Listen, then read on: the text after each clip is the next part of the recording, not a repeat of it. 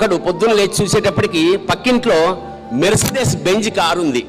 ఆశ్చర్యపోయాడు. పక్కింటి వాడు దాన్ని కడుగుతున్నాడు.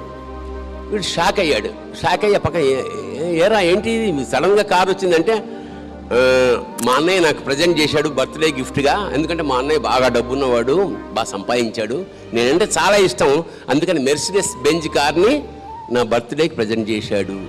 ఎరా ఈర్ష్యగా ఉందా నన్ను చూస్తుంటే? అంటే మాలాంటి అన్నయ్య నీకు కూడా ఉంటే బాగుండు అనిపిస్తోందా అన్నాడు. అప్పుడు ఇతను అన్నాడు, లేదురా నేనే ఆ అన్నయ్యనయ్యి ఇలా కార్లు ఇస్తే బాగుండేది అనిపిస్తున్నాను. మనం మన కోసం బతకడం ఎప్పుడైతే ప్రారంభించామో ప్రకృతి కూడా మనం వదిలేస్తుంది. Because he can look after himself. So save nature, it will save you. వృక్షో రక్షతి రక్షిత అంట. ప్రకృతి కూడా సేమ్ ఫిలాసఫీ పెడుతుంది. నువ్వు పక్క వాళ్ళ కోసం చూసుకో, నేను చూసుకుంటాను అంటాడు పరమాత్మ.